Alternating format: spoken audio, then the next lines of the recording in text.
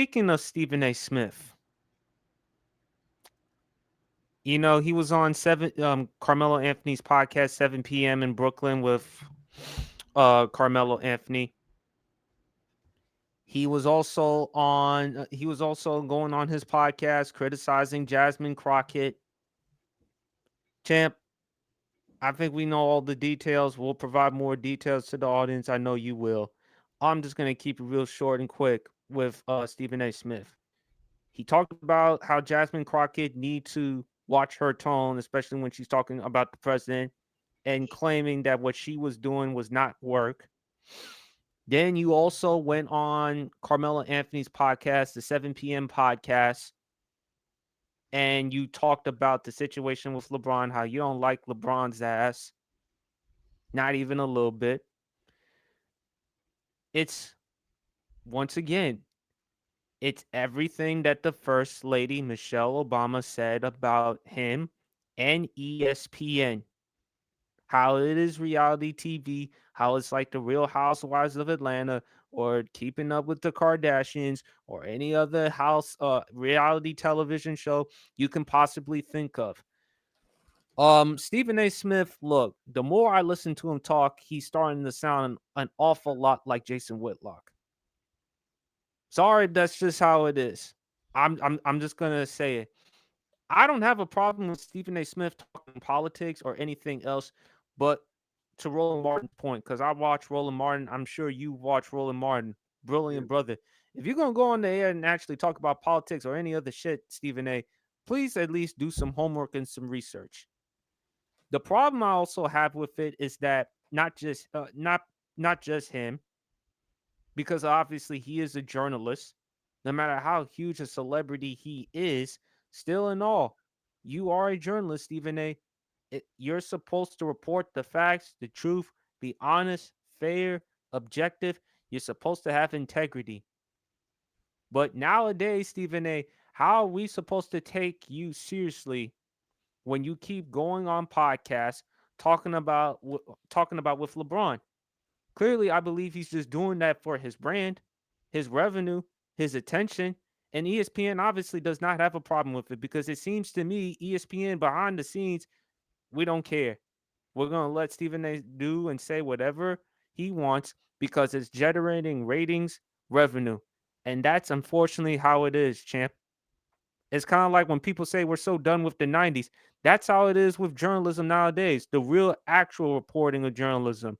The days of rest his soul, John Clayton or Chris Mortensen or rest his soul, the late Stuart Scott. Journalism nowadays, especially sports journalism, sports media, is like a lost art. It's embarrassing at this point. I don't understand what the hell is going on. And to me, Stephen A. Smith, everything that you're doing is exactly Michelle Obama's point. And the fact is, you brought up Pat McAfee. No shit. What do you want Pat McAfee to do? Pat McAfee lives in Indiana. He used to play for the Indianapolis Colts. He has connections through Indianapolis, Indiana. LeBron James was in town. You mean to tell me you mean to tell me, Stephen A., you wouldn't have done the exact thing? If LeBron James or any public figure, well-known public figure, was right there in front of your face, you mean to tell me you wouldn't capitalize off of it? And then, of course, to Dwayne's point, I hate to say this, Stephen A. Smith became the biggest clown like he'd been called out by Terrell Owens. And I hate the fact that you push Max Kellerman out the back door, especially when Max Kellerman departed from ESPN and you admitted you played a role in it. And you talked about how Max Kellerman, the certain qualifications, the certain things that he didn't fit. Nah. And I agree with Marcellus Wiley when he said the situation about T.O. Remember when T.O. went on First Take and he said, I'm in the streets, Max almost seems blacker than you? Marcellus Wiley didn't say, I wouldn't go that far. However, if there's one thing Max Kellerman knew, he understood more about black culture than Stephen A. Smith. It seems to me, champ, Stephen A. Smith is playing both sides. And the one person he is hurting the most is himself. Now, he did apologize to Jasmine Crockett, but how am I supposed to take that apology, champ? That's kind of like Jason taking Jason Whitlock at his word. And I don't think, champ, and this is why. The reason why I gotta be on you with this, because you have often said it, your worst fear, your worst fear, your nightmare is for anyone to ever compare or analogize you to Jason Whitlock. Brother, I can assure you that is the least of your concerns. If you're that concerned about anyone comparing you to Jason Whitlock, fuck them. I appreciate Because that. this is utterly ridiculous with Stephen A. Smith because he's sounding an awful lot like Jason Whitlock. He's sounding an awful lot like Jason Whitlock with these embarrassing, ridiculous takes. It's just only for money and revenue. He's being petty, and you still talk about LeBron. Stephen A. Smith. Now look, Champ and I, we agree. We didn't like the way how LeBron confronted Stephen A. Smith. I'm talking about the video that went viral during the Lakers game. But as you often said, Champ, a father would do that for a son or any child in that matter. Yep. And at the same time, Stephen A. Smith, you just keep putting your foot in your mouth and you don't learn from your mistakes. Now, look, LeBron, there's reports about him being phony and fake. Obviously, Champ, you heard about the report with him and Russell Westbrook when LeBron said, hey, let Russ be Russ. But behind the scenes, according to the report, that wasn't the case. And Russ could sense that. And look, LeBron is not always perfect either. But Stephen A. Smith, neither are you. You are the same person on air,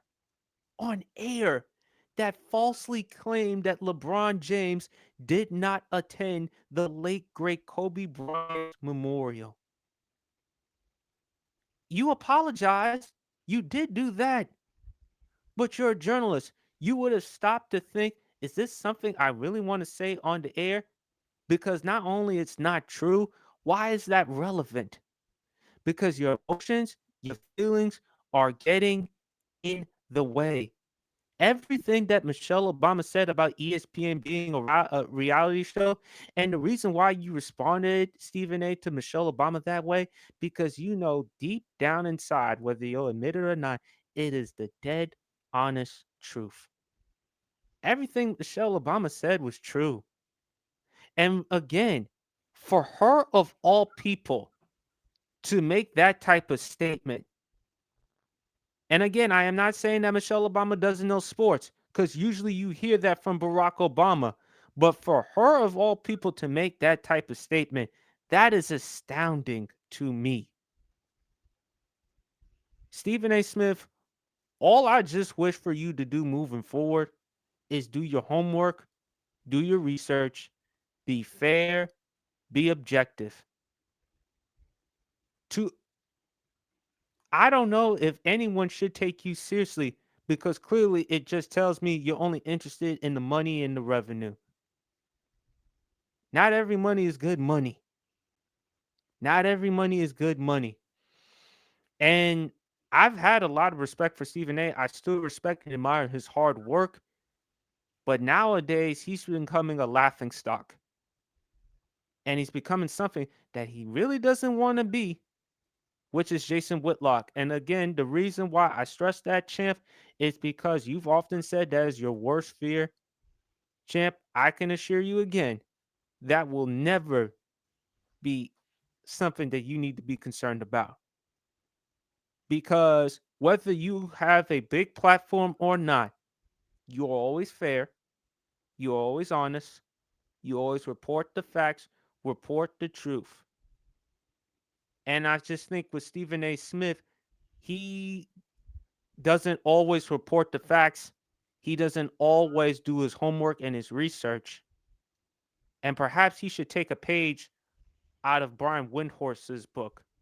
Because Brian Windhorst, who has covered LeBron James since high school, still has integrity. still hasn't forgotten where he came from, still doing his job each and every day. I have more to say, but I'll let you go, champ. Stephen A, man, we've come a long way from you being on, quite frankly, with Allen Iverson. We've come a long way from them days because I remember those days when you were a strong advocate for Allen Iverson and, the way he represented himself and things of that nature. A lot of his reporting, early reporting, came from covering the 76ers and Allen Iverson.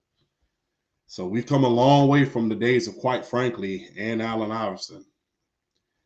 Number one, I understand controversy sales, but guess what? You got to be careful about the controversies that you put out. That's kind of crazy. You talking about Jasmine Crockett, you talking about the First Lady, and you talking about LeBron. Number one, I'm just gonna be very, very candid and frankly honest. Carmelo, why the hell you let it look? Why would you bring him on there knowing that he doesn't like your friend? That's my first question. Money, entertainment, ratings, revenue, and that's the unfortunately that's the thing. That's the thing. I asked myself that question, champ. But again, it is business. I brought up Pat McAfee, who works at the same network as Stephen A. Smith. He brought in LeBron James, and I did not have a problem with it because again, it's business. And even though Melo and LeBron are tight, but it is about business. Yeah, it's about business, but I can understand Pat McAfee because he has no ties to anybody. It's like, look, this is a business. I'm the hottest thing smoking right about now on this network. Everybody's trying to get me ousted with everything, but because every time you look around, a report is magically coming out about Pat McAfee. I And don't who know knows? why, but And who every knows? time you look around, And who knows, champ?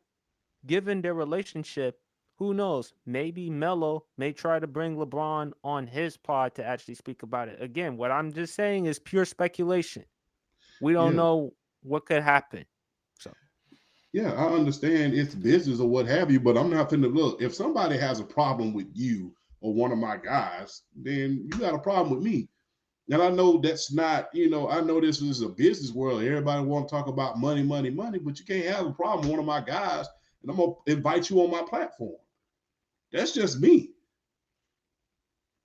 If you got a problem with one of my guys, I mean, you know, we can be cordial. I'm gonna be cordial and respect you, but I can't maneuver around you like that, knowing that one of my guys do not like you, or you don't like one of my guys. That's kind of crazy when you think about it. And knowing what he was gonna say, that's kind of weird. Somebody's gonna say somebody that you don't like my homeboy, but I'm gonna bring you on there anyway. I don't know, but that's again, that's me. I just you know, a lot of people move in loyalty. A lot of people move for profit. At the end of the day, do I think LeBron had a problem with it? He probably called him up and said, "Hey man, I'm about to be on this show or about to have dude on here, or whatever, man. Be prepared for what comes out." No doubt in my mind, he probably did that. He probably called and let him know. But at the end of the day, it's like, no, I can't have you on here talking about my people, bro. We can discuss sports. We can discuss what you're covering. We can discuss your endeavors in podcasting. We can discuss a lot of things. But what we're not finna fucking do, you're not finna discuss my people on here. You know what I'm saying? Even if I invite you somewhere, look, man, we're not finna discuss my people, bro. The second you discuss my people or speak out of turn, now you gotta leave. I got a camera on you out the door at that point. But that's just how it goes. As far as Stephen A. Smith goes, I have to say this. Number one, when did this GOAT debate become a LeBron smear campaign? This LeBron James smear campaign, from not liking LeBron as a basketball player to hating him as a person, this needs to be studied. Because it's not just Stephen A. Smith. This is like a global epidemic involved. It's just like you hear people talk about it all the time. You hear people bring it out. LeBron can say the slightest thing, and everybody gonna take it out of context and turn it into what they want it to mean. I don't know where this came from. It's not like Just because your ego got hurt on national television or what have you, let it go. Be men about it. Guess what? Somebody confronts you, you're a father as well. Somebody say something about your daughter being on your podcast or what have you, or you gonna say something? You bet your behind you are. And I expect you to do that, especially if you have a daughter. You will say something too. Now, do I agree with the way LeBron did it? No, indeed not. I do not believe in public embarrassment. I do not agree with humble pie and all that other stuff. Would my father had done that, knowing my father and how he was back in his heyday and how he is now? Yes, he would have. But that's just the way old school and new school handles it. But just because of that one incident, you're gonna sit around here and go on a smear campaign? Because before that, you had no problem with LeBron. Matter of fact, if you go online, there's pictures of you shaking hands with LeBron. There's pictures of that. It's documented. So because your feelings got hurt, you all in your feelings now. Now you want to sit around here and go on these smear campaigns. It's sad to what journalism has come to, and it's sad to what how things are going at this point. It used to be where even with Barry Bonds, and everybody knows how difficult Barry Bonds was. There was never a lot of guys who was out here just talking about going on these revenge tours saying, I don't like him, I don't like him. Only Stephen A has done that. You don't see this from no other reporter going on these hate tours, talk about how much they don't like somebody. You don't see this from Peter Bird. You didn't see this from any other person other than him. Now, there's a lot of guys who've done interviews with people. You know, you have the great Dale Hansen from the Dallas Morning News. He did interviews about the Dallas Cowboys, who've had a lot of big time guys who have had encounters with these players and coaches, but they don't go on these revenge tours trying to bring unnecessary attention to yourself. That's bad publicity. That's a bad look. Because the thing is, what you're not understanding is how is this going to affect your relationship with other athletes? Look at Skip Bayless. I mean, his colleague at ESPN. Look how the way he burned the bridges with Troy Aikman, to which Deion Sanders had to fact check him. Charles Barkley, no fan of Skip Bayless. We all know what Charles would do if he was in a room with Skip Bayless.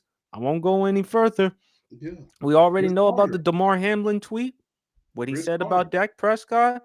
Let's not forget last week, him questioning Travis Hunter, of all things, for being baptized.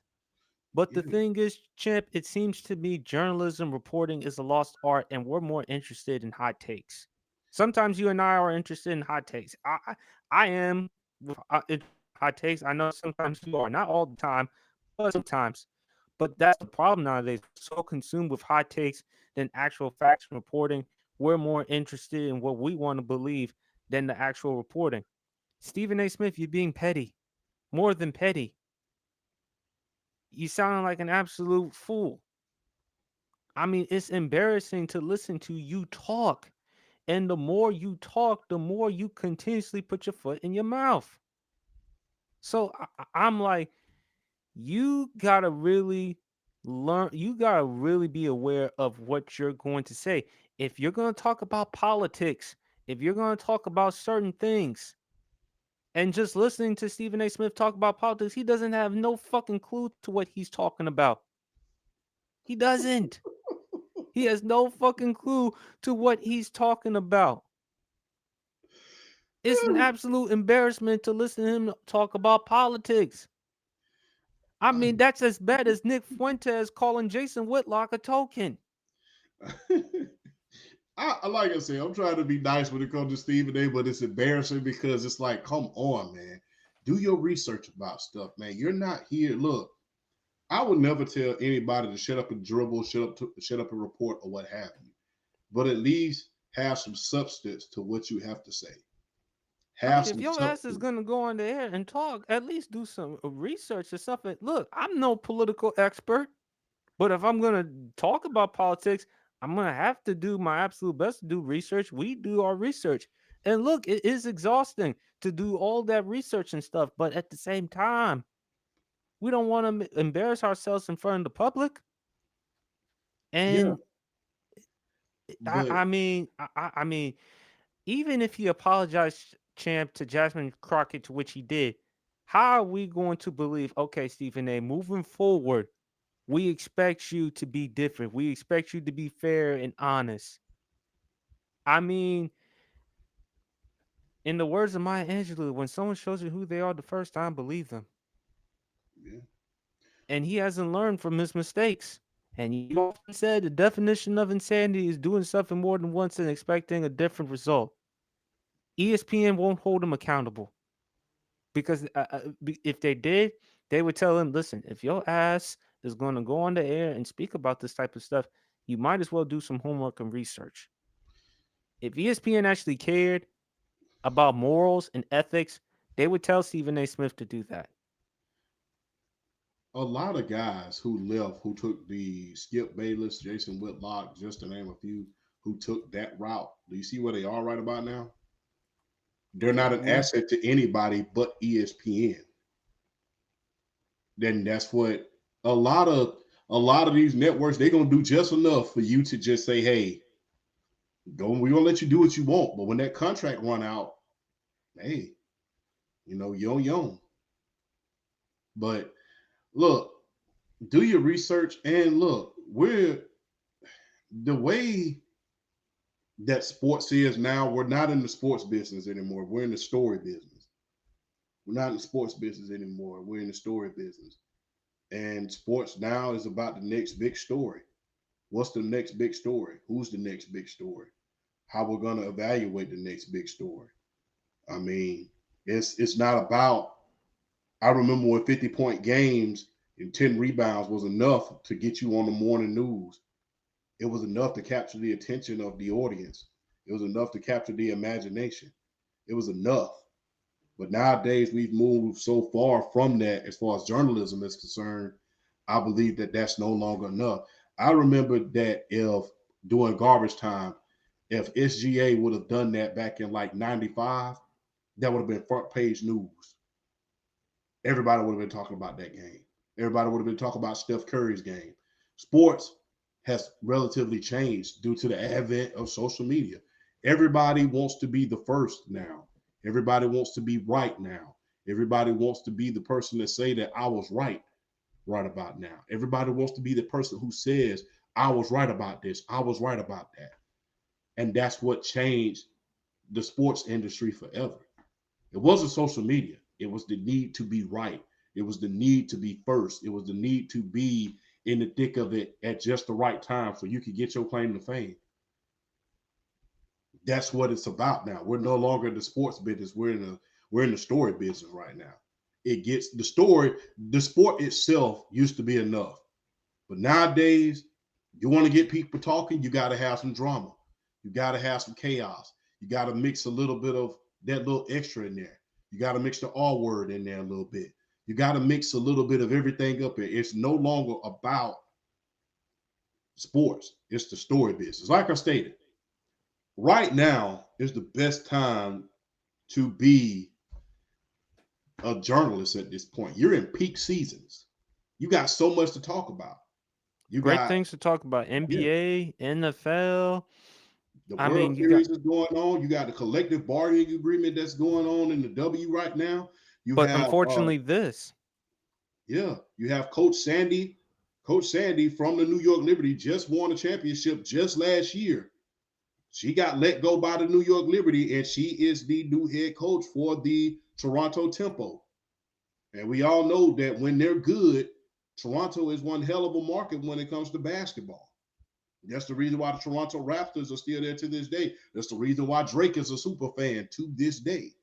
So there's so much that you can be covering as a journalist as far as sports stories are concerned. But as far as sports are concerned, unfortunately, we've transferred it now into the story industry. We need this big story to come out.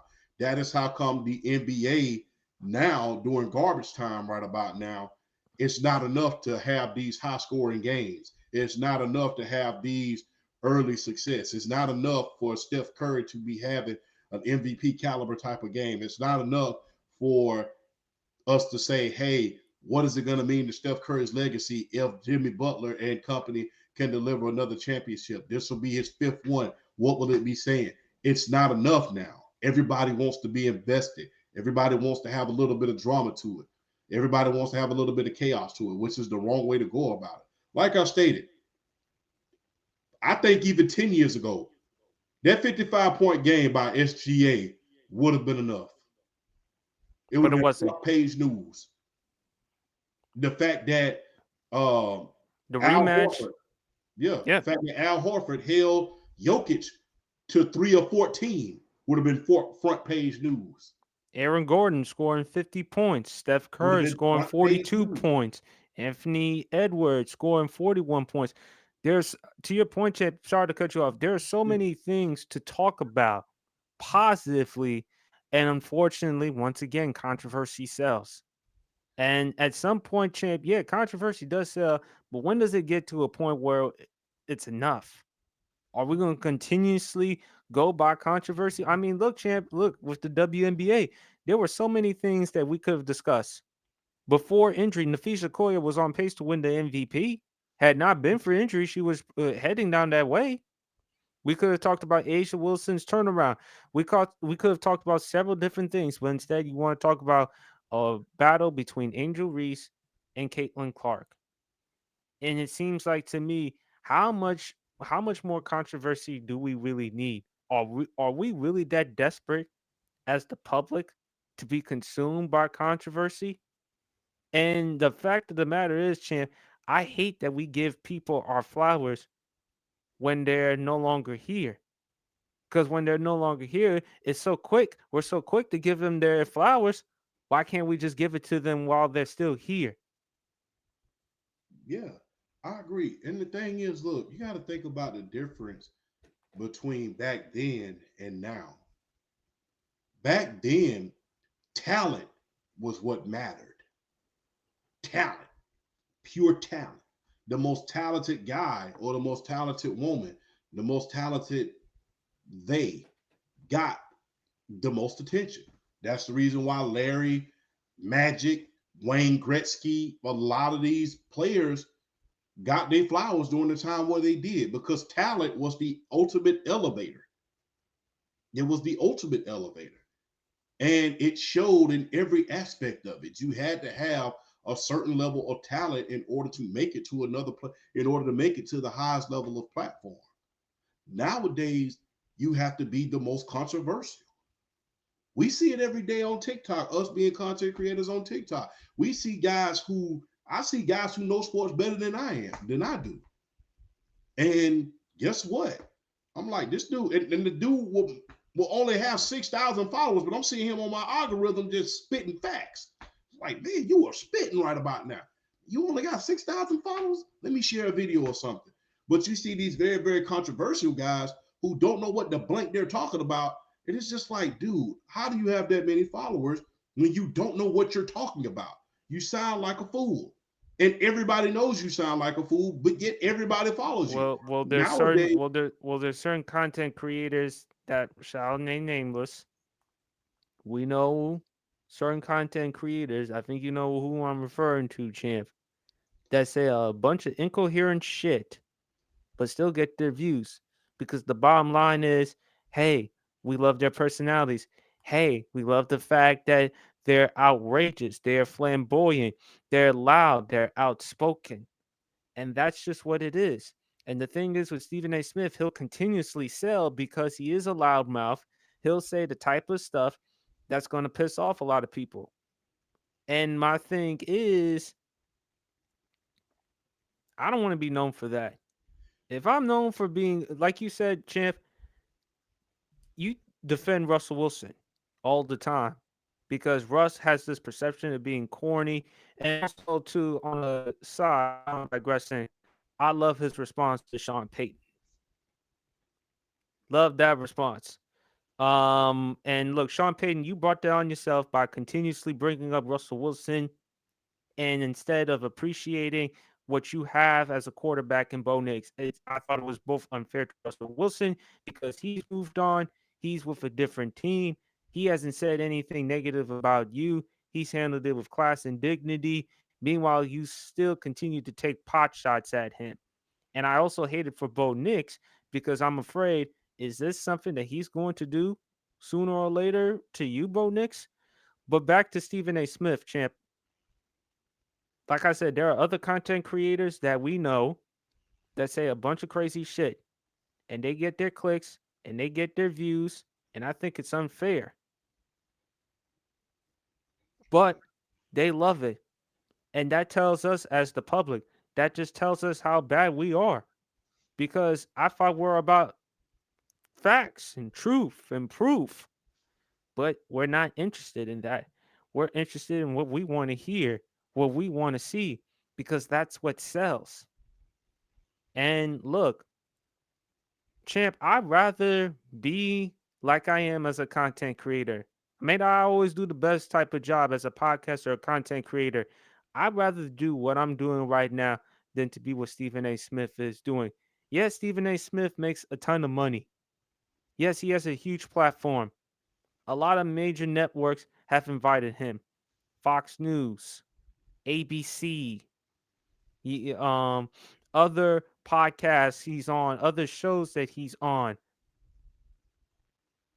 But if I have to be so loud, so arrogant, so outspoken, and sound so ridiculous just in order for me to earn that type of living, nah. Hey, I know gotta it's have easier said integrity. than done. I know it's easier said than done. That's my worst fear. I mean, I think Joe Budden said it perfectly on this song that he made called "Hip." Hip hop is a well. Who killed hip hop? He said we do a lot of things just to get in demand more. Then we go against everything we used to stand for, and I think that was profound because early Stephen A. Smith is like you heard none of this. You heard none of this. There was no personal vendetta with any players. There was no revenge tour going on, and a lot of things. Granted, he said some outrageous stuff, especially when you think about one of the things that he said with J.R. Smith at one time after a certain The tragedy happened, the hoodies. and because he had the hoodie on or what have you, and we know about what that tragedy is. It's not the first time he's been saying outrageous stuff, but to go on this complete like smear campaign is kind of inexcusable. But like I stated, you hear this day and age is not about talent. It's not about talent. It's about who can get eyeballs on you the quickest, how we can get the drama on us the quickest, how quick can we start some crap in the media, how quick that we could go back and forth on, you know, social media platforms like high school students in the gym. That's what it's about now. It's not about sports anymore. Everybody wants to be the person that was right. Everybody wants to be the person that was that was first. Everybody wants to bring the drama to it. Hot takes have always been around. Hot takes have always been around. There's been evidence of it.